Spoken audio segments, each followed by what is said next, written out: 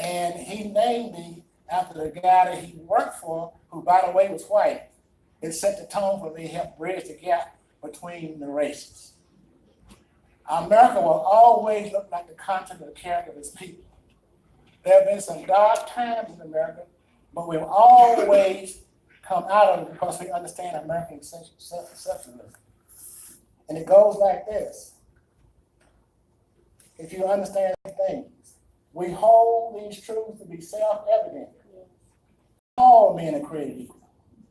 That they have been endowed by that creator with certain inalienable rights. But among these are life, liberty, and the pursuit of happiness. If we don't understand that, we don't understand anything.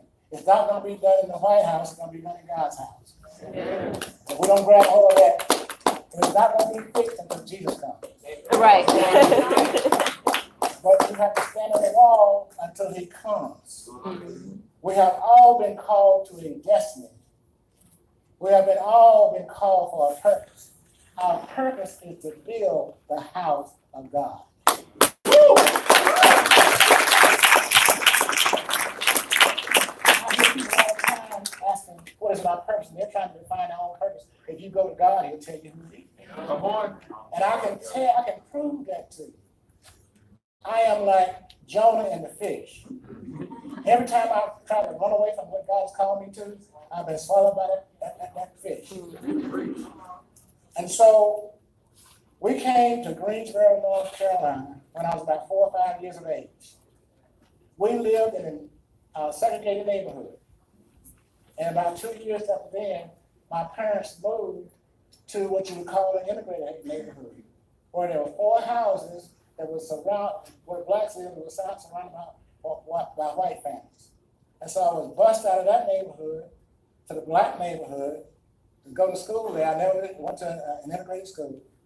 And I played with the kids that looked like me at lunchtime. And then when I went home, I was the only kid besides one other kid there. So I played with the white kids that would come to my house and their parents didn't know they were there. So I learned then that racism, you're not born with it. It's something that you get to know as you grow up. So now, when I was a kid, my mother used to take me downtown to Woolworths, where we had to sit in. And every place was the same there except for 2 places. When you went downstairs, they had 2 bathrooms, one saying color and one saying white. They had 2 water fountains, one saying color, one saying white. And I looked at the water and I wondered what the difference was because it looked the same color came out of both of them. So when you went upstairs, they had a lunch counter there, and only whites could sit down there. And we had to pay the same price as they did, except that we had to take our food to go. And so when I hear people talking about racism, I have to laugh. If you had been where I've been and seen what I've seen and had the names called that I've had called, then you understand racism is a secondary thing. It really is. Who is standing over you telling you what you can and cannot do? All America offers is an opportunity. And it's whether or not you have a paradigm shift and see the glass half empty or half full. I see the glass half full. Right. And I put myself over an opportunity and everything that comes out belongs to me. Right. You got to understand, you got to grab hold of that. The biggest thing I can tell you today is this. Black folks are the hope for America. Mm-hmm. But they don't understand it yet. They don't understand that we can teach other people how they are supposed to act. Mm-hmm. Not by showing hatred or violence, but by teaching them how to love their brothers and sisters in Christ. Because you have to understand that unless, as Dr. King said, unless we learn to live together as brothers, we'll perish together as fools. There is a Trojan horse inside of America right now that's dividing the nations. And you have to understand what movement to be involved in. There's one called the agenda-driven movement. That's where you try to, a group you try to dominate others. Then you have the principle-driven movement, which means that you are willing to defend America and what it stands for. But you got to know what you're defending. So when in the course of human events, we find ourselves being governed by the rule of man rather than the rule of law, we must defend our charters of freedom, our Declaration of Independence, our Constitution, and our Bill of Rights. Because the Declaration of Independence was a promise. The Constitution was a fulfillment as a people. The Bill of Rights shows you what your individual freedoms are. None of those give you your freedom. They recognize what your freedom is. Amen. And so when you keep going to the government, you're going to the wrong place. Ronald Reagan said the 9 worst words you can use. Because I'm from the government and I'm here to help. Yeah. They will put in a problem and come up with their own solution. Wow. And it's about when you start the preamble, the Constitution says, we the people, not they, the government. Right.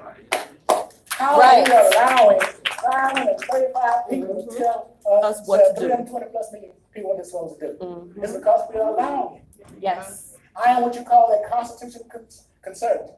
Mm-hmm. I am not only a soldier in the army of the Lord, I am a kingdom builder.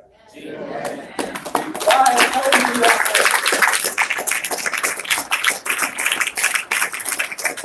when you know who you are, nobody can turn you around. You see, when I was growing up, there were more black businesses percentage-wise than there are in America right now. Mm-hmm. So we don't understand the capitalistic system. We don't understand the free market system. There's only 2 kinds of people in American company economics. Either you work for somebody or somebody owns a business, you work for them. Mm-hmm. I chose to go to work for myself. I decided to compete rather than compare. I was in business for myself for almost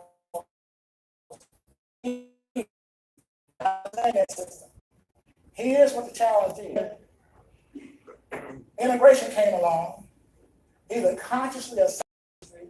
We tried to integrate into another group of people as opposed to integrating into the American capitalistic system. Right. And so every time we get close, they move the goalposts. Mm-hmm. And we allow them to do it. If you know who you are, why you continue to try to go around and prove to somebody who you are? I don't suffer fools' laws. If you're talking to me and you hear me get very quiet, you know that I have determined I can't engage with you. I don't have time. I am 77 years of age. And I have traveled a road less traveled. I run the faith. I walk that narrow path. Yes, sir. I have so much things to take, and my mind just running so rapidly. But why do I keep doing this? I have miles to go and promises to keep.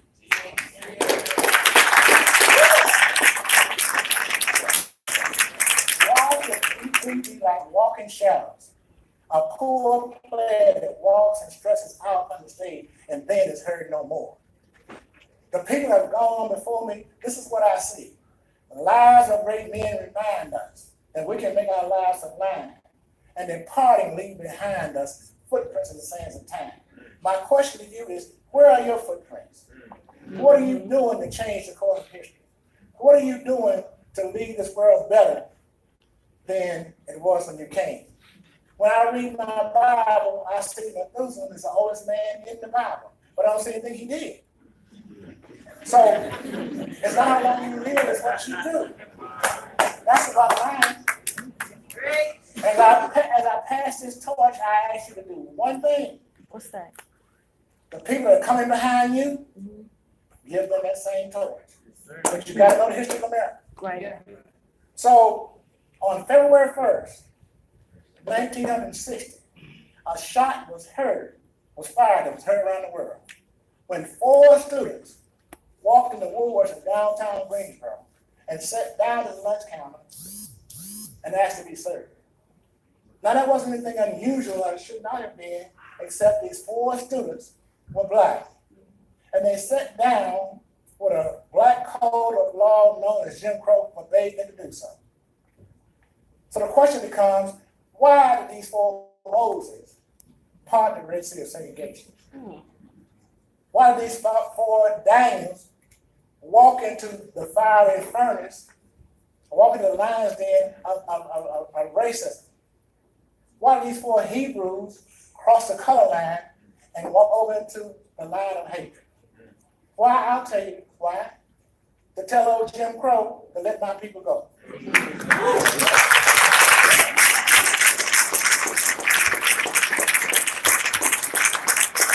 It was 176 days of people sitting down to stand up for freedom. It was 176 days of people saying, give me liberty and give me death. It was 176 days of people saying, we've just begun to fight. It was 176 days of people saying that before I be a slave, I'll be ready to go home to my Lord and be free. It was 176 days of people saying, 99 and a half just won't do. It was 176 days of people saying, we've come too far to turn around now. You see, we stood on it. We faced down the KKK, bomb threat. Some people called all kind of names. Some people went to jail, but we stood up for what we believed in. It was a peaceful movement that changed America for the better. And now we have that same opportunity. You have to understand that what we have come out of, we come up out of slavery, up out of Jim Crow. We have come up out of being in bondage and chains, but here's the key right here, folks. We're still in bondage in our land.